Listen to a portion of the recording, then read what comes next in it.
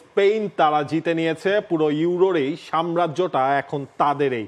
তবে এই জায়গায় আমরা ম্যান অফ দ্য ফাইনালের পুরস্কার দেখলাম, বেস্ট ইয়াং প্লেয়ারের পুরস্কার দেখলাম, একজনকে মনে হয় আমরা প্রেডিক্ট করছিলাম সে কোনো একটা ট্রফি জিততে পারে, সেটা হচ্ছে দানি অলমো।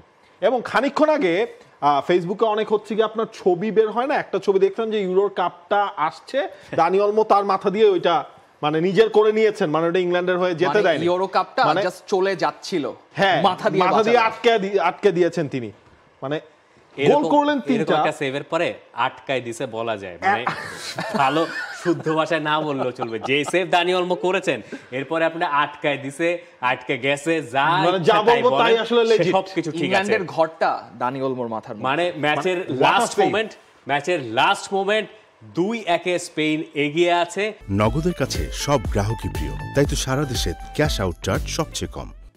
ওখান থেকে উনাই সিমন প্রথমে একটা ঠেকালেন এবং তারপর দানি অলমোর কি অদ্ভুত positioning sense, goal line clearance, তিনি জায়গা মতন গেলেন, মাথা দিয়ে বল ঠেকালেন।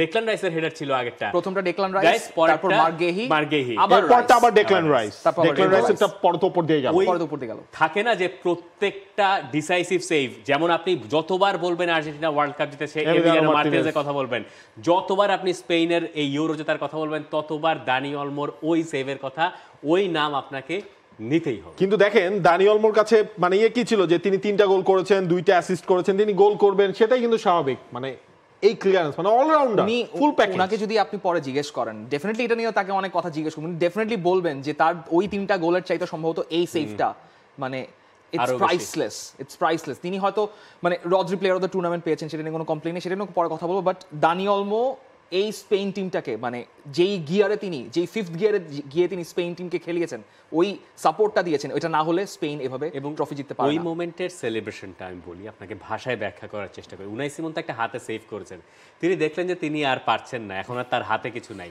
দানি অলমো এমনিতে দেখেছেন যে দানি অলমোটা ঠেকিয়ে দিয়েছেন। উনাই সিমনের প্রথম কাজ ছিল উঠে গিয়ে দানি অলমোকে জাপটায় ধরা, ঠিক আছে, এবং ওইখানে যে সেলিব্রেশন হয়েছে এইটা ইউরো জেতার সেলিব্রেশনকে ছাড়িয়ে গেছে, জেতার পরেও স্পেন এত বড় সেলিব্রেশন করতে পারে, মোমেন্ট অফ দ্য ফাইনাল। এইটা জীবনে একবার আসে, এগুলো জীবনে একবার আসে, এগুলো ইতিহাস হয়ে যায়, এগুলো লোকগাথায় ঢুকে যায়, এগুলো দিনের পর দিন লোকে গল্প করে, এবং এগুলো যতবার আপনি বলবেন ততবার আপনার গায়ের লোম দাঁড়িয়ে, মানে অথচ এই দানি অলমোর খেলার এই কথা না, আপনি হিসাব করেন মানে পেড্রি থাকলে কোনোভাবেই হয়তো দানি অলমো মানে কি হতো সাব হিসেবে নামতেন, নামলে ওইখানেই থাকেন। মোমেন্টের হিসাবে স্পেন কিন্তু কম মোমেন্টের জন্ম দেয়নি এই ইউরোতে। লামিন ইয়ামাল, নিকো উইলিয়ামস থেকে শুরু করে মিকেল মেরিনো, ওই লাফটা মানে ওই অলিম্পিকের লাফটা যে মানে এত দৃষ্টিনন্দন দেখতে, কিন্তু ওটা কি করলো, জার্মানিকে বাদ করে দিল, আর লাস্টে আজকে ওয়ারজাবাল কি করলেন। এই স্পেন আমাদেরকে 2008-10-12 যে একটানা জয়ী যে স্পেন ছিল, সেই স্পেনের চেয়েও এটা আলাদা। ওই স্পেনটা কি ছিল? বার্সেলোনা, ওই স্পেনটা ছিল লা মাসিয়া। স্পেনটা কিন্তু আপনার অলমোস্ট একটা স্টার টিমেই ছিল, মানে তারা অলমোস্ট সবাই স্টার, তখন সবাই স্টার। আপনি দেখেন ওই টিম ছিল লা মাসিয়ার ফুটবলার এবং হচ্ছে রিয়াল মাদ্রিদের কয়েকজন, এই মিলিয়ে ওই স্পেনের শক্তিটা। 2008-এর যে স্পেনের ইউরো উইনিং টিমটা ছিল, সেখানে ক্যাপডেভিয়া খেলতেন এবং মার্কাস সেনা, এরা রিয়াল বার্সা বাদে খেলতেন, তখন ভিয়াও বার্সায় খেলেন না, ভিয়া তখন ভ্যালেন্সিয়া খেলেন। তো এই ছাড়া সবাই কম বেশি লিভারপুলে খেলতেন তোরেস। তারপর যে নাম্বার 6 ছিলেন উনিও সম্ভবত ভিয়ারিয়ালে খেলতেন, তাদের যে নাম্বার 6 ছিলেন যে ব্রাজিলিয়ান স্প্যানিশ যে প্লেয়ারটা, মার্কাস সেনার কথা, হ্যাঁ মার্কাস সেনা। তো এই ওই সেটআপ থেকে 10-এ আসলো, 10-এরটাই বেশিরভাগ ছিল ওই যে জাভি, ইনিয়েস্তা, তারা 8-এও ছিলেন, কিন্তু বুস্কেটস 7:4 এরকম একটা রেশিও ছিল, 12-তে গিয়ে আরো বেশি আসলো। এইটা আলাদা, এই যে স্পেন দলটা, এইখানে আপনি বাস্কের ফুটবলারদের দেখবেন, অরাইথাবাল, আপনি দেখবেন নিকো উইলিয়ামস, আবার দানি অলমো, যার ভেতরে লামাসিয়ার ওই ব্যাপারটা আছে, লামিন ইয়ামাল, লামাসিয়ার ওই ব্যাপারটা আছে। এই সব কিছু মিলিয়ে এই স্পেন 2026 বিশ্বকাপের কত বড় কন্টেন্ডার, এটা তারা এবারে ইউরোতেই দেখিয়ে দিল। এবং মানে ইংলিশ ক্লাবগুলোর হচ্ছে ডমিনেন্স কিন্তু স্পেনের স্কোয়াডটাতেও কিন্তু আছে ডেফিনেটলি। 26-এর কথা যদি আমরা বলি, তখন দেখেন আসে কি ইংল্যান্ড, তারা শেষ 2টা ইউরোর ফাইনাল খেললো, কোনো ট্রফি জিততে পারলো না।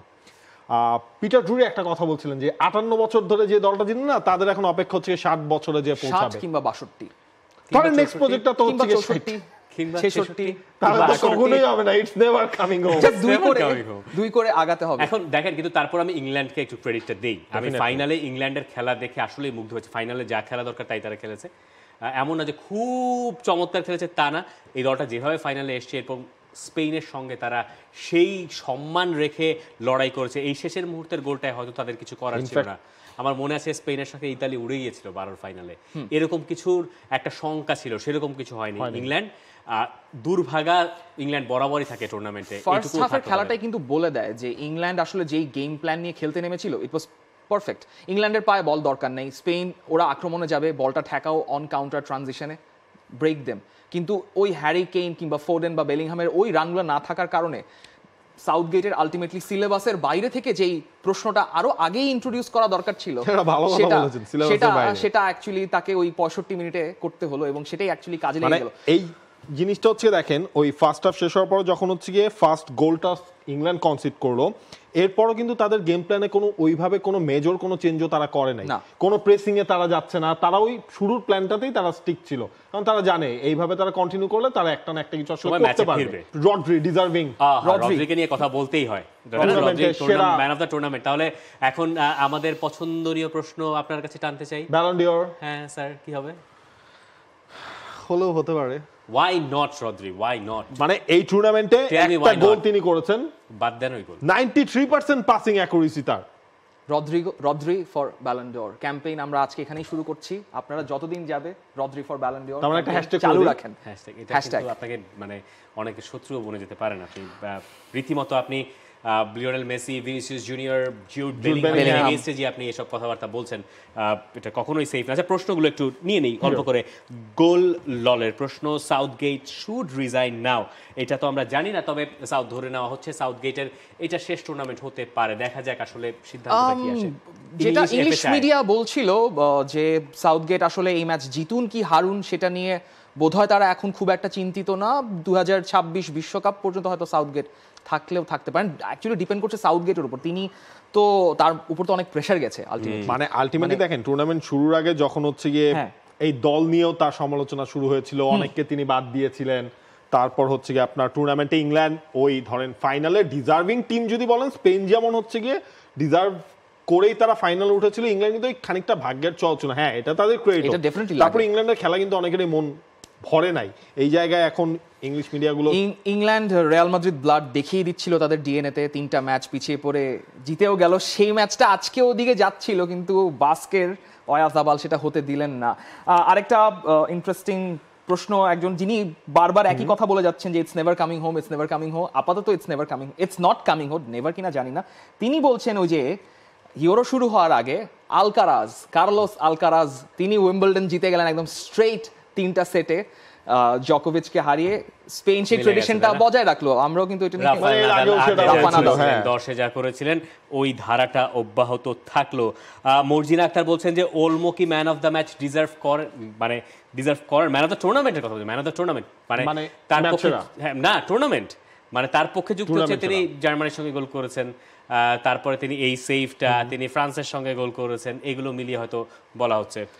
এই টুর্নামেন্টে ম্যান অফ দ্য টুর্নামেন্ট পুরো স্পেন টিম ডিজার্ভ করে। হ্যাঁ, মানে সবারই টুকরো পুরো স্পেন টিম ডিজার্ভ করে। মানে ইভেন জুবিমেন্দি যিনি পুরো টুর্নামেন্টে কোনো টিম মানে ম্যাচ মিনিট খেলেননি ওভাবে, তিনি আজকে ওই রদ্রির জায়গাটায় নামলেন এবং মানে আর ওইভাবে কোনো স্কেয়ার তিনি ফেস করেনি। আয়োজি পেরেজ যাকে লাস্ট মোমেন্টে আমরা দেখছিলাম, তিনিও ট্রফির সেলিব্রেশনে ছিলেন, তাকে ওই একটা ম্যাচেই নামানো হলো অল্প কিছুক্ষণের জন্য, তিনি একটা গোল করলেন। ফেরান তরেস তাকে খেলানো হয়নি ওভাবে, তিনি একটা গোল করেছেন এবং খুবই ক্রুশাল একটা গোল করেছিলেন। আপনি মিকেল মেরিনো প্রত্যেকটা ম্যাচেই অল্প স্বল্প নেমেছেন এবং ওই কন্ট্রিবিউশন তার আছে। আপনি নাচোর কথা বলেন, নাচো সেমিফাইনালে খেললেন, প্রথম ম্যাচে খেললেন, তাকে লাস্ট মোমেন্টে নামানো হলো। নাচোর কন্ট্রিবিউশন ইজ ইমেন্স। কারবাহাল সেমিফাইনালে ছিলেন না, ফাইনালে কুকুরেয়া মানে কি খেলা দিলেন, যে কুকুরেয়াকে নিয়ে এত কথা, এত আলোচনা সমালোচনা। তিনি স্পেনে যখন স্টার্ট করলেন আমরা অবাক হয়েছিলাম, কিন্তু সেই কুকুরেয়া টুর্নামেন্টের অন্যতম সেরা টুর্নামেন্টের অন্যতম ইউরো জয়ের যে গোলটা সেটার অ্যাসিস্টটা কুকুরের পাবে। এবং আমরা আসলে এই ইউরোর কভারেজের একেবারে শেষটায় যেটা আমরা শুরু করেছিলাম, আমরা কি শেষে একটু বলে যাব গেল মাসের 15 তারিখ সেটা আসলে শেষ হচ্ছে। স্পেনের সেই বীরত্ব গাথার ইতিহাস আমরা দেখেছি। For more updates, subscribe to our YouTube channel and click on the bell icon. Follow us on Facebook and Instagram. Download T-Sports app to enjoy exciting games and highlights. Visit tsports.com.